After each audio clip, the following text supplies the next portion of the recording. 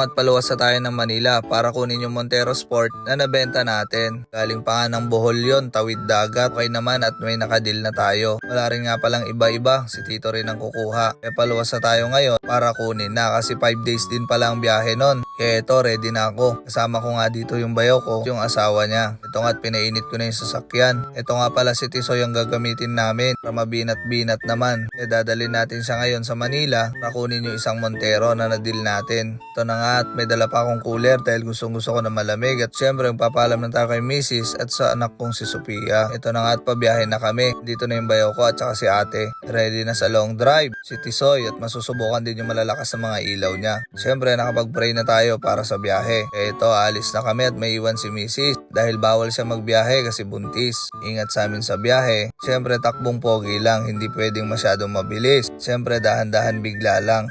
Ito na nga at masusubukan na natin yung lakas ng mga ilaw natin. Ito nyo naman, pang bundok talaga yung mga ilaw natin, sobrang lakas. Ilang sandali pa ay nandito na kami sa CCQ para maglugaw muna, para magising-gising naman. Ito na nga, masobran sa busog dahil aantokin kaya lugaw lang kinain namin ni Manong. CCQ Victory. Mamaya-maya nga lang, dito na rin kami sa San Jose para mag-CR. Napakasulit at wala namang aberya, lalong-lalo na yung sakyan natin. Napakapulido naman tumakbo. Napakaganda, ilang sandali pa ay nandito na rin tayo sa Rep ID. Alas 8 pa nga lang magbubukas ito ay 7 nandito na kami kaya naghintay pa kami bago malagyan kasi wala pa nga Rep ID at ETC dahil nagpalit tayo ng tin kaya naalis. At ito na nga bago na. At ito na nga papasok na tayo ng Manila. Dito na tayo sa expressway. Nakarating na nga tayo dito sa Pisac, Manila.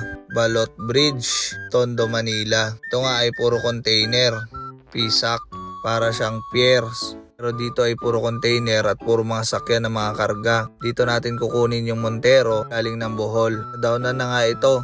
Matagal na sila nagpapahanap sa atin. Buti na lang dyan si Uncle Ronnie. Nakakuha tayo ng magandang Montero at napakasariwa. Dito na nga kami at napakaswerte daw namin. Hindi naipit at napagitnaan yung container kung hindi nasa baba at nakaredy na daw. Dahil marami ang kumukuha ng sakyan dito kahit brand new ay kino-container. Kita nyo naman lahat yan. Bingkamada ng mga container na yan ay puro sasakyan at iba-iba pa ang laman. Ayun na nga yung mga ibang brand new na galing din sa container. Yung iba sinasakay pa sa trailer para lang din i-deliver. At ito na nga, buti na lang ay napakabilis namin nahanap at nasa baba at ready for pick up na. Ito na nga at bubuksan na nila. Montero na GLX automatic transmission. 2015 din ang model nito, kamukha ni Tisoy. Magkakaiba lang, sunroof yung sa atin, GLSV yung sa atin at ito GLX lang. Yes lang silang 4x2 or D56 sa makina. Napakaganda at napakapanalo nga na itong sasakyan na to kaya chinecheck ko na dahil ako rin ang kukuha. Malaki na yung tiyan natin kaya hindi na tayo makapasok sa gilid kaya dito na tayo dadaan sa likod. Natanong ko nga baka may maglalabas kasi first time ko rin makakuha ng sasakyan na galing sa container at tawid dagat. Ang sabi daw nila ako na ang magmaneho kaya ako na nga ang nagmaneho. Dito tayo dadaan sa likod. Napakahirap talagang mag-diet. Pag malaki ng tiyan, hindi na makahinga pag naiipit. Ito, sinubukan ko nga ibaba yung mga upuan. Sobrang excited ko ay hindi ko maibaba. Kahit Montero yung sakyan ko kaya napilitan na tayong tumawid at tumakyat na lang para makuha dahil hindi mabuksan yung mga pinto. Kaya dito na tayo dadaan sa likod. Eto na nga, medyo nahihirapan akong pumasok dito sa sakyan dahil sa laki kong to. Ay nako naman. Pero kayang-kaya pa rin natin kahit papano. Kaya ito, sinara na nila. Napakababait din ng mga kasama nila dito. Tumagal lang kami ng ilang oras. Di katulad daw nung iba, aga pa lang naghahanap na ng container, ay ginahapon na at ginagabi na sila kakahanap. Sa dami ba namang container at deliver nila? Lalong-lalo pag napagitnaan at lalong-lalo na pag nasa taas, ibababa na pa ng mga lifter yan. Kaya ito na nga, nailabas na natin yung sasakyan. Panalong panalo ito. Kasi walang iba-iba rin yung kukuha. Kaya naka BF Goodrich ito. At saka naka Queen Series. Naka 2 inches lift na ito. Kaya napakaganda na itong sasakyan na ito. Konting himas. Natural naman talagang himasin yan dahil second hand nga. Pagdating sa makina at sa setup nito ay panalo na talaga. White plate na rin siya kasi 2015. Last gen ito ng Gen 2. Bago mag Gen 3. Kaya napakaganda at napakasulido naman itong sasakyan na to. BF Goodrich niyan ay nasa 18 ang isang gulong. Iba pa yung coil spring at shock nito na Queen Series. Ito na nga, chinecheck na namin mabuti. Ando na nga si Tisoy sa likod. Dalawa nga kami ni Manong ang magmamaneho at tag-iisa na namin at iuwi namin ito sa Bulacan. Nakita nyo naman yan. Magkakaiba lang ay leather seat yung sa atin kasi GLX lang ito. Yung sa atin sunroof kaya naka leather seat na yon. Hindi nagkakalayo. Talagang maganda pa.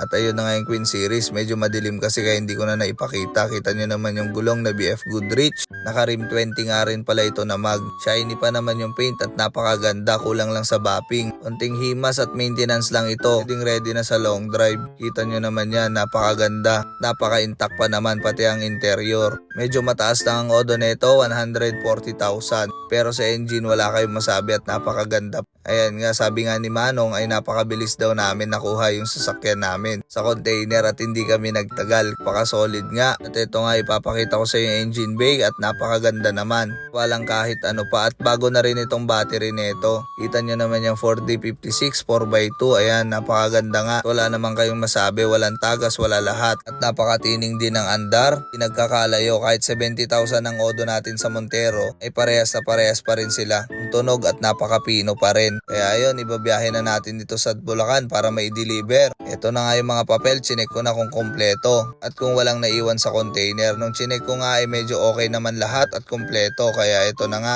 babiyahe na natin ito.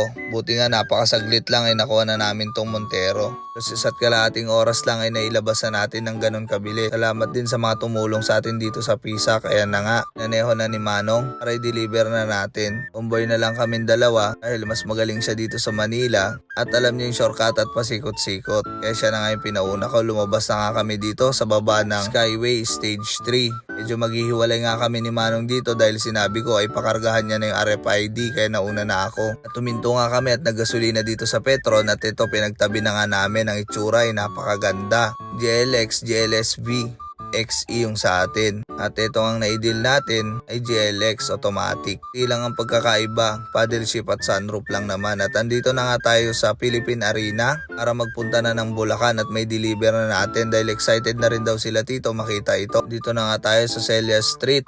Halos 5 araw din kasi namin hinintay itong sasakyan na to bago bumiyahe. 3 to 4 days dapat maklaim na namin itong sasakyan na to. Kaya nga andito na si Tito at tuwang-tuwa. Ayan, nakita niya na yung sasakyan niya.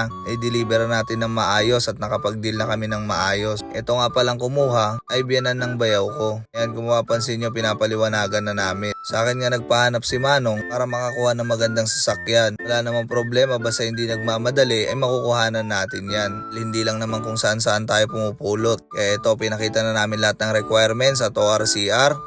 At ito na nga yung kahulihan na kabayaran namin dahil kalahati pa lang yung dinadaw ni Tito at ito ay bubuin niya na. Yun, nalagaan mo yan Tito. Maganda yung sasakyan mo na yan at SUV na talaga yan. At ito nagkabayaran na, ipipihit na kami pauwi ng Isabela. So yun, hanggang dito na lang ating video. Maraming salamat.